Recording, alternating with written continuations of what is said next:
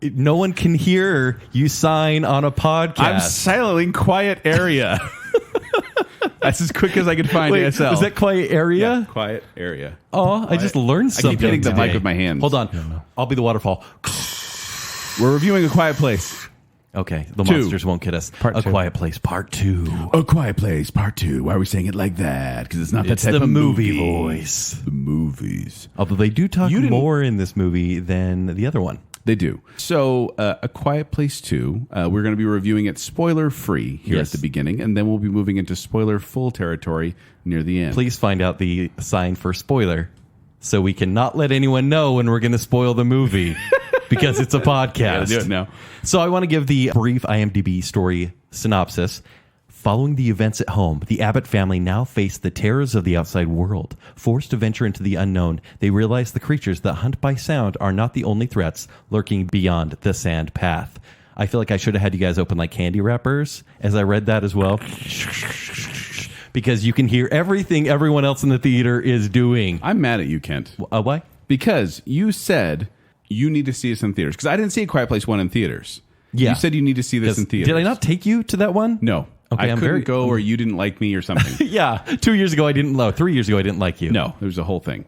But when this came out, I was like, I got to see it in theaters. So I went in theaters. Yeah. I saw it in theaters. Yeah. And I'll tell you what, I was annoyed because of stupid people making noise at the Quiet movie. They did. For the most, you think for they the most would part, know by now? For the most part, Yeah. people were good, and but everyone expected to go in there and be quiet. Like I almost wish I could have seen the first one to watch everyone go, what do I do with my popcorn? Because you're caught off guard in the first one. Yeah. Yes. Whereas this one, people knew they needed to be quiet going into it, and yet there's this one person over to my right, a couple seats down, that was like moving their straw like a couple times. No. And then Wait. they So had someone brought in a can of soda that they then poured into their drink and put the lid on and then put the straw back in. It's actually the sound of the creatures in this movie. It was so annoying. That's the noise. I should have done that. I should have got that. Actually, that would be a terrifying monster noise. This is great podcasting. Great content. We're signing and doing straw noises. Yeah. We have reached a new level of something. So this is a movie. It was meant to come out a year ago, as we all know, Yes. like in March, like right at the beginning of when everything went down. And at that point, we were very excited about it. But in the year that followed, we forgot about movies. The hype left us, I feel, as a group here. And we kind of went, yeah, but why? Why do we need A Quiet Place Part 2? Because that first one came out, surprised everyone as a sleeper hit, and it had a complete story. And I was worried because, as I said when they first announced it, what are they going to do? What are they going to do? Because the story had been told. But then they said it's going to be a prequel, and I'm like, oh, okay, I could see that, but I still was very cautious. And then I watched the movie, and I'm just going to jump into my review right now. Yeah, I was worried at the beginning that it was going to, just the way they set it up, I was like, where are they going to go with this? But it is a prequel and a sequel. But limited prequel. It's very limited prequel. It's one scene of a prequel. Yes, but then a sequel. And I feel like this could have been the bumpers around A Quiet Place. This could have been one single 3-hour movie. Because each movie is an hour and a half. Yeah. Really crisp hour and a half. Yeah, because there's not much to the story. But the way they did it, it is a natural extension of what A Quiet Place was. A lot of sequels, they try to turn things on their head or change the story or flip the script and make it, that thing you thought happened, it didn't really happen. Or advance the fear in a movie like this. Yes. Like compound the abilities of the creatures. Yeah, it's for like, example. you thought the creatures was great in the first one? Well, now they have helmets. Yeah, it's like Tremors. How Tremors always advances. Yeah, now they more and fly. Or now there's this other threat. Yes. It does not do that. This stays the course. It's almost as if they took the story, put it in a boat, and sent it in a direction, and it just keeps going in that direction. Okay. There is some heightened tension. There is some growth. There is some change, but it's all so natural that I said this could have been one movie. I'm glad it's not, but this felt almost like they were playing it very safe and just continuing. Too safe? I wouldn't say too safe because it was enjoyable. Okay. I do appreciate that they didn't retcon anything. Yeah. They didn't change anything up. They did. You thought his son was dead in the first one. Oh, he's not. The only thing that they did was they introduced a character in the prequel portion so they could have them later on. Yes. And that was a little bit like, okay. But yeah, I mean, as far as the making of this movie, I watched an interview with John Krasinski, and he's like, he didn't really want to make this a sequel. He didn't want, he's like, I don't want to do it. It's fine. I'd go make it. They're like, well, can you get a story outline for us? And he started writing the story outline and got some ideas and went, oh crap, I'm going to make this movie. Yeah. Because he liked where it was headed. Because it was a logical continuation. Which that to me, that's a good reason to do great. a sequel. Is when you have like, if you're just making a sequel to just make a sequel, that's not good. But if you're like, oh, this idea that could actually work, I could make this work. Well, it's like The Incredibles 2. They always said, Incredibles came out in 2004, and they always said, even though the fans really wanted a sequel, they were never going to do it unless there was a viable story. And then Incredibles 2 came out without a viable story. Not at all. exact 14 same years story. later. Yeah, Right? 14 years later, they tried to pick up where the last movie left off, and it didn't work at all. Except they used the same stories. Like, oh, by the way, Yeah. we're back to square one. You know, the Frozen 2 problem. Whereas this one, the cast Yeah. is about the same age. It seems like you could just put Scotch tape on the plots, like you're saying, Joel, and the story continues. It looks the same. It feels the same. I would say, though, maybe to its detriment, less scary. yeah, This is a less scary movie. I don't think John Krasinski, even though he makes a great thriller, he's not a good horror director. This he isn't may a not horror know movie. horror very much. I don't know. It's not trying to be a horror movie. I don't think this one is. I think the first one was. These are family dramas, I think. But I feel like the first one was Signs-esque in its But horror. there was a scene in the first movie, which I don't know why I don't want to spoil it, but I don't. But there's a scene in the movie where there are multiple things happening at the same time, building up together, and the stress is almost too much to bear. Yes. This doesn't have that amazing moment. This does combine plots to build upon each other. Which it does. But not to the same extent. Exactly. Yeah. And But to a vast higher level of convenience. yes. That's very true. But I thought, and another fun fact, by the way, the first one I think cost like $17 million to make. This one's budget was $61 million. You can tell. The creatures in this one, they're shown in daylight in basically every scene. They look great. They look really, really good. Whereas I think the first one, people are like, I don't want to see it. Yeah. Like, don't ruin the element for me. And we see more locales, therefore more sets. Yeah. But the special effects look good. Special And effects look great. But I don't know. It seems weird to jump your budget by like 3 times. It's a sequel. I think that makes sense. Well, especially, but the thing is, if there were more that happened than happened in A Quiet Place 2, I think I could justify that budget. But I was like, I would say it did because you see the creatures far more. yeah. but- Everybody made more money. They added a whole new, pretty much A-list actor. You think that Unrecognizable. you think Yeah. Melissa Simmons is asking for more money in her contract? The young girl? I bet so because Really? she did a great job in this one. She did do a great job in this. She's awesome, but She's kind of the worst in the first one. Yeah, and she is still very stubborn. And her character is stubborn, and it kind of creates the plot. Let's Yes. be honest. In the first movie, her stubbornness is what drives the And plot. I feel like the same thing happens in this one, but to a higher purpose. And I think the way this movie is so successful is because there's a twist-ish at the end of the first movie. Yes. And we already know the twist. And we're still enjoying an hour and a half sequel. Yeah. And that's very effective. Yes. The one thing, and we'll get more to this in spoiler-full Yeah, territory. we're basically trying to stay away but from it's that. the first movie kind of ends on this cliffhanger. Yeah. And this movie didn't. Oh, I Didn't think pick up where it this left one, off? the ending is my least favorite part of the movie. you're talking about the beginning of Quiet Place Part 2 doesn't follow up. It on- doesn't completely resolve the cliffhanger at the first one. It doesn't. which kind of I went, wait, but what about? Okay, You'll well, have we'll go with you'll this. have to explain to me in spoilers. Well, it's like, remember, and then the house is being attacked. At the end of the first It leaves a beat. They don't really address that. I think the way this movie ended was kind of like without spoiling anything, wait for the next one. I don't think so. I felt it. this movie Let's get into spoiler full, but we got to give our review, Okay. our reviews this first. movie is called A Quiet Place Part 2 of 3. of 3. It I doesn't need to guarantee have a 3. it will. It will. It doesn't need Or to a have TV series. Didn't need a 2. No, and that's what. I but think I'm glad 2 exists. But I think am our too. scores are going to say that it's still a good. I idea. don't think you need to watch 2, but I'm like, hey, if you want more, this is good. This is Yeah. a natural extension. I give this 4 stars out of 5 and I'm right there with you. I give it a B+. because I did enjoy myself. I'd give it an 8. Yeah. I think this is a one and done movie. I think the first one is too. No, Like you only need to see it once. no reason to watch just it. With a new audience, you'll find you'll like it. I rewatched number one in preparation for number 2, and I was like, I am so enjoying this. Like, I really am enjoying it. I will say, and credit to it, I will compare this to Mad Max Fury Road in a way. I appreciate movies that have like a 30-second plot. Like really, you can explain you can explain the story of A Quiet Place very quickly. Oh yeah, you can explain the story of A Quiet Place 2 very quickly. I appreciate that in that clearly the movie is about the experience. So it's not Army of the Dead, is what you're saying? Sure, Yeah. Which we did a review Overly for on complicated, or yes, we did. Baconsale. Nice plug. But the story is simple, allowing for the tension of the moments to come through, and I appreciate that. And a simple story also allows you for more character development. Yeah. because you have more time for that instead of trying to explain everything that's going on. I really liked it. I thought it was definitely worth seeing. Are we ready for spoilers? So are we ready for spoilers? Or should I say spoilers? Guys, here, ready? Okay, Ready? here we go. Spoilers. Wow. Spoilers. doing the sign for- I'm playing Baby Einstein right now. Spoilers. I just did the sign for ruin, which is apparently the sign for spoil. Okay. I So, like it. So we are now going to spoil this movie because there's every single plot detail we couldn't get into in that first half.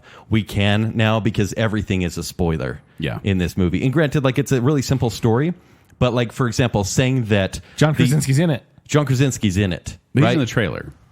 I guess he was in the trailer, wasn't he? Yeah. But I think for that beginning part, that first 10 minutes that sold me in on the entire movie. Okay, so the beginning starts out, it's before the attack happens. Well, first of all, you think it's during the thing because the town's so quiet, but no, it's just a small town. Everyone's at a baseball everyone's game. going to a community baseball game. And And then it says day one. yeah, the thing is, one of the things I liked about it is you don't really get a full-on explanation of who they are or what they want. Yeah. You just see these asteroids kind of going through, or meteorites going through the sky, and you're like, what is that? And then I love the people's reaction because it was so true of like, Let's just grab our kids and get out of here. let's just go home. Like, this feels weird. Let's go home and figure out what's going on. Did you see Greenland with Gerard Butler? Kind of the same thing where it's like, oh no, this is a problem until the news starts talking about it or things start going worse. But in most movies, and this is one thing I really liked about this movie, in most movies, it'd be like you'd see that and then they'd start to see news reports and then they'd see like people talking about it.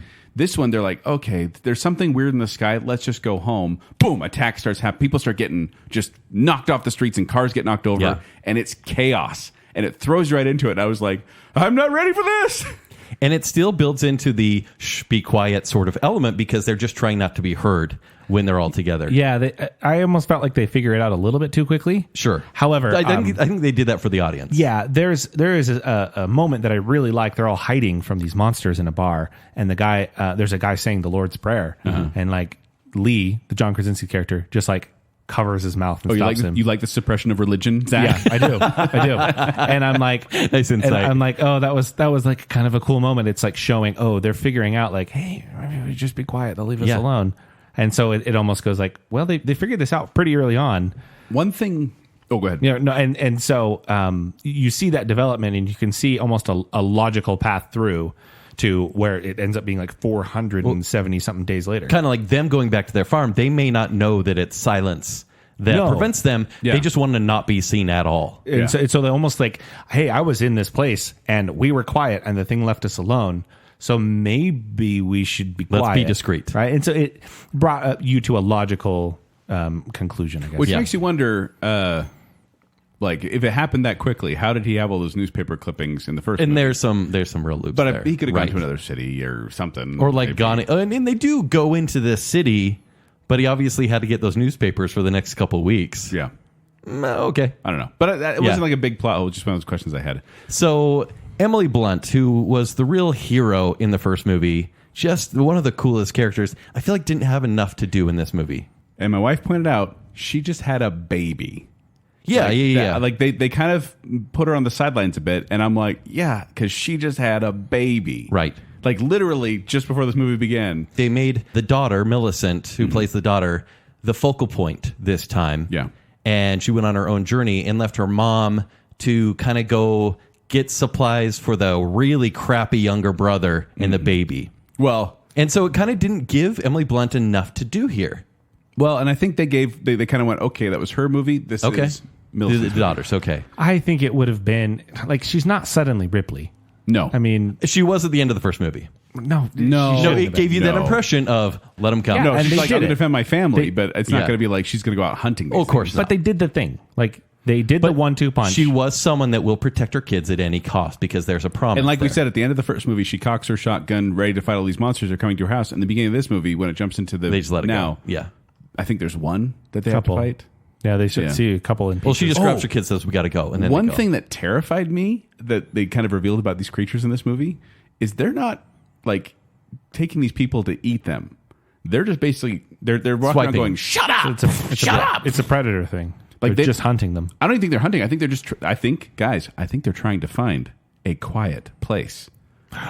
There should be a because- song about it. Oh wait, that's Cruella. Because they're just, I mean, they're knocking over cars and knocking over people, and they just want quiet. And so they're just basically just, shut up. Is this like a deeper title, like I Am Legend? Yeah. I love it. I Am Legend's better with the book, I Am though. Legend is the main character's legend among the vampires because he's such a horrible He's the one person. who kills the monsters. He's legendary. I am legend. Yeah, it's kind of interesting, right? Okay. So they're looking for a quiet place. That's why I Part think. two. But it just scared me that they're not hunting for food. They're not. It didn't even seem like hunting for sport. Yeah, they're just they're like. ceasing the sound. They're Yeah. ending it. But that little brother, right? The worst. Well, so He was such a tropey horror character. no, I think that her name's Reagan, the girl, Millicent. Okay, yeah. the deaf young lady. She was I think she was the antagonist, honestly, of the In the first first movie one. because she caused all these bad things to happen. Right. And I think that was traded off to Marcus Abbott, the boy in this one. But that Because he does a lot of dumb stuff that causes conflict. There's a part when he gets his leg caught in a bear trap, Mm-hmm. and knowing full well that if you make a noise, you'll die. This kid just starts screaming, and the mom keeps telling him to be quiet, and he won't.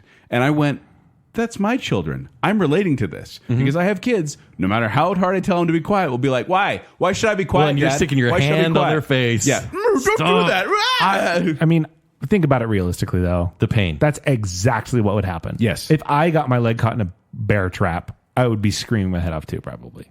We're gonna try it tonight. Let's wheel out the bear trap. Oh, no. I think that was realistic, but what gets me is the whole stay here. 5 seconds later, leaves. Yeah. Yeah. It's happened in happened in Cruella, but like you stay here, you do this, and then everybody suddenly splits up. I'm like, you're ruining it for everybody. Stop doing that. And this movie introduces the character of Cillian Murphy Yes. in the prequel, so you can get to know Ned him. or something, I think his name is. I can look it up right here. I have right here. Emmett. Emmett. Ned or There it is. Emmett? So Emmett is brought at the beginning of the baseball game. He's there. Mm-hmm. He learns a sign from Millicent. I can't ever remember her Dive. character name. Yeah. Yeah. And then later on, as soon as I saw him, I knew he was in the movie based on the trailer. So as soon as I saw him, I was like, oh, that's him again. She My goes wife by didn't know until he Millie. pulled down his mask. And Yeah. So she didn't pick up on that. Masks.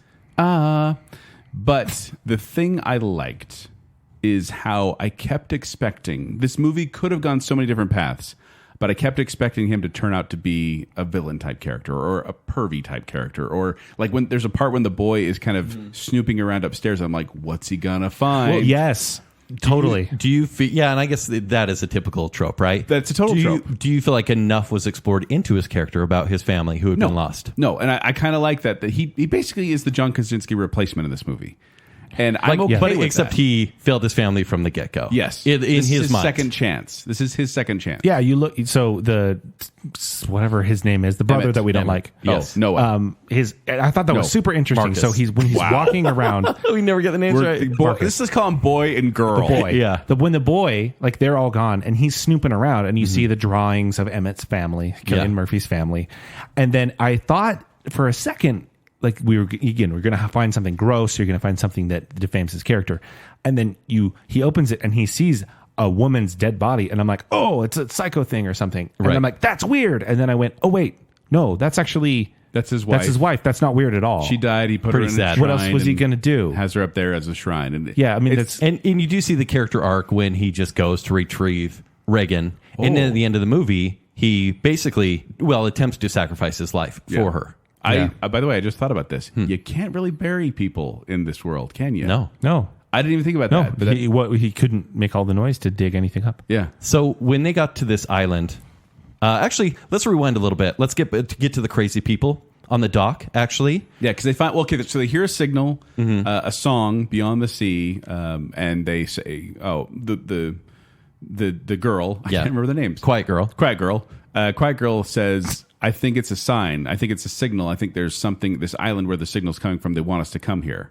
Which I kind of went, well, if you can broadcast a thing, why wouldn't they just broadcast come to the island. Yeah. But there were crazy people, which is where I think the movie was saving things for the third movie here, because they so briefly said, these people are crazy and they're willing to have you die or take you. Emmett, Cillian Murphy's character, is like, you know, when you see another human, you're like, oh my gosh, let's band together. But he's like, no, the people who are left they're not good people.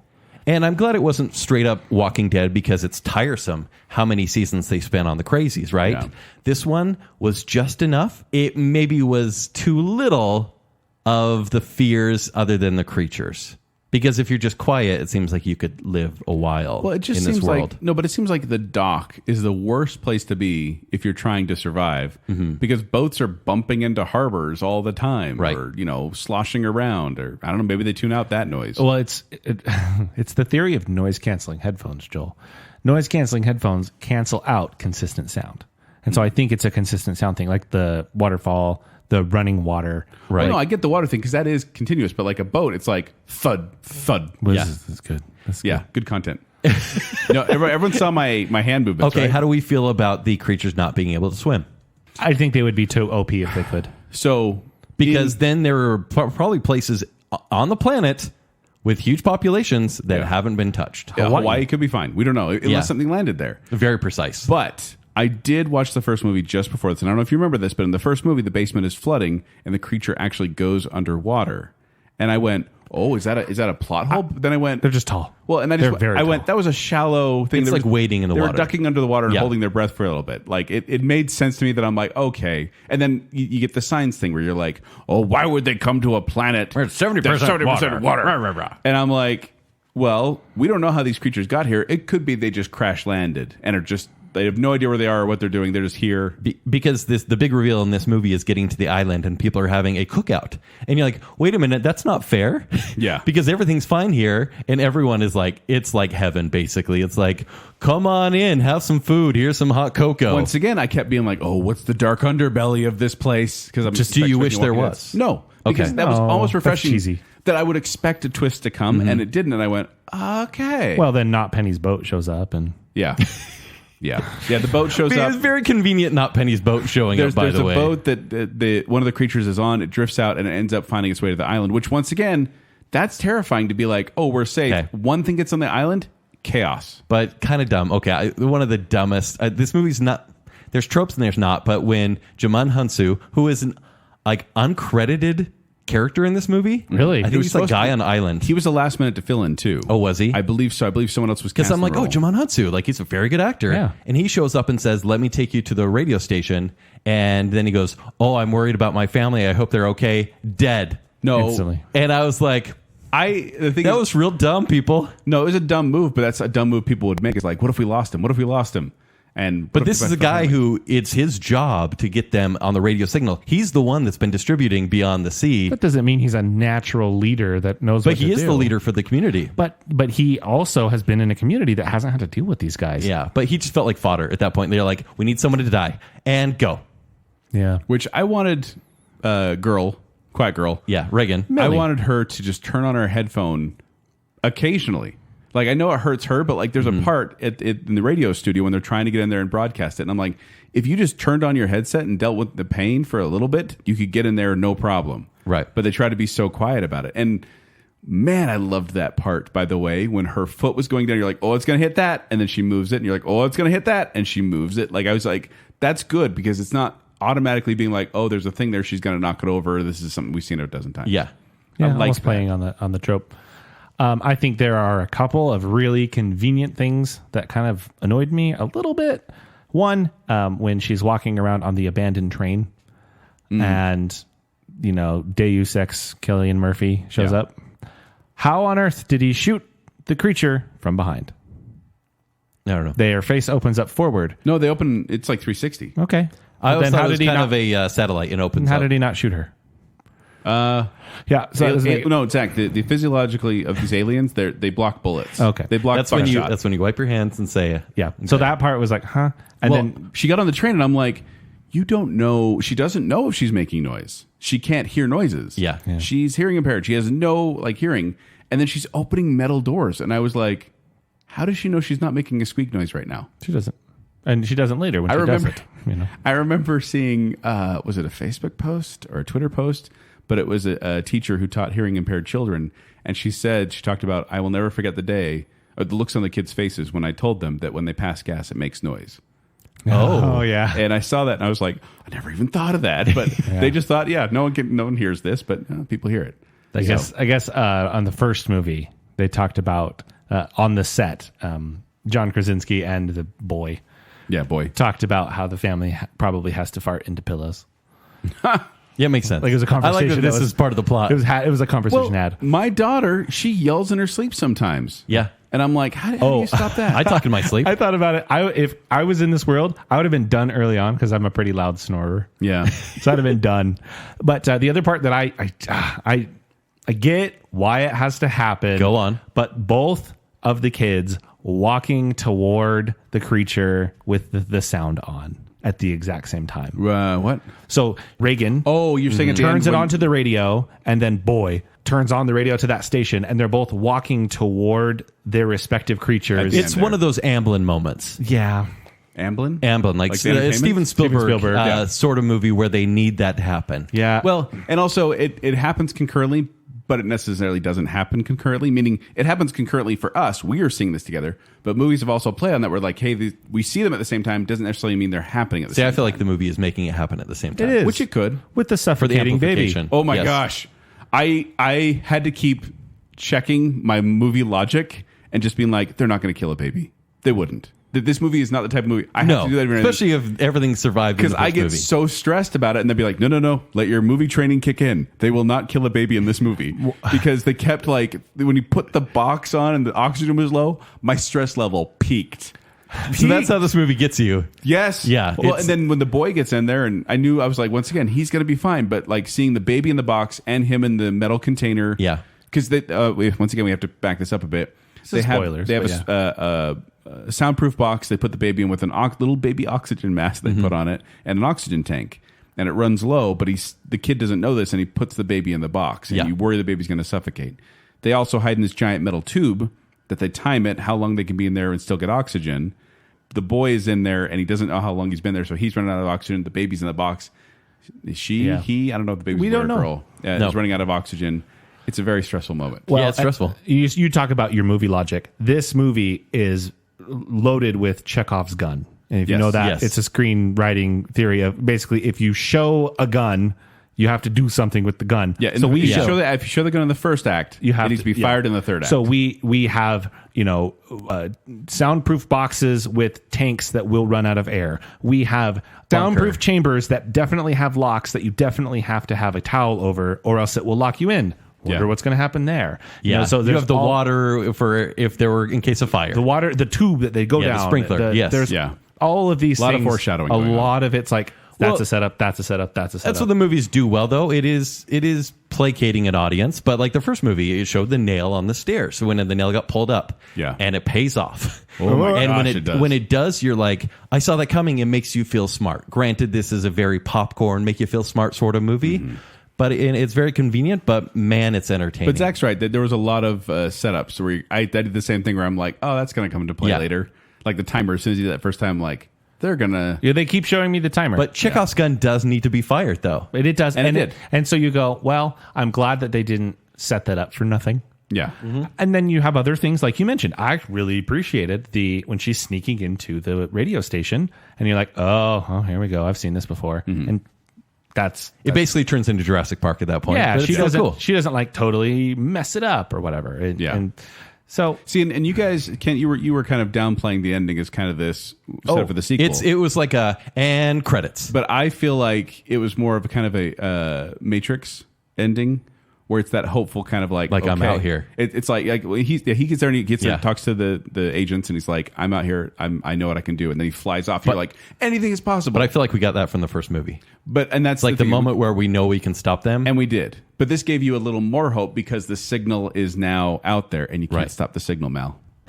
So another hour and a half movie coming in probably 2 to 3 years. We don't need it. It may not be the same cast. It may be the world outside. But I feel like there will I be a think that would be continuation. okay. I would be okay with that. Maybe Hawaii's fine. We just get a movie of just people happy in Hawaii. How about the poor, like, those poor aliens that crash landed in the 70% of water we have? Like, Yeah.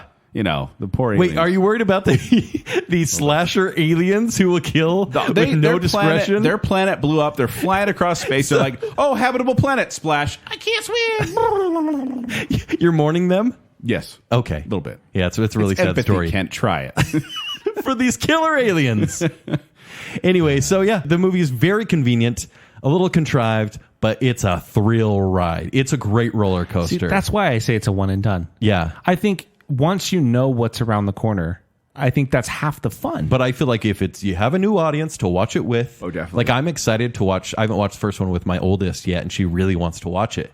And so I'm very excited to watch both movies with Me her. too. And I they're watched squeaky clean, too. Yeah. There's one unnecessary swear word. Is there? Apparently, according to Twitter, I remember that. I watched it with a girl who was a little bit scared. And Ken was just talking about girl. You're doing a woman. a woman, a girlfriend. I like and, how your voice almost cracked when you said that too. I was hanging out with a girl, and it gave it. Sound like me. It gave it like a solid extra 2 points right there. Scary movies are the best when you're watching with someone else. That I you was could cuddle losing with. feeling in my hand.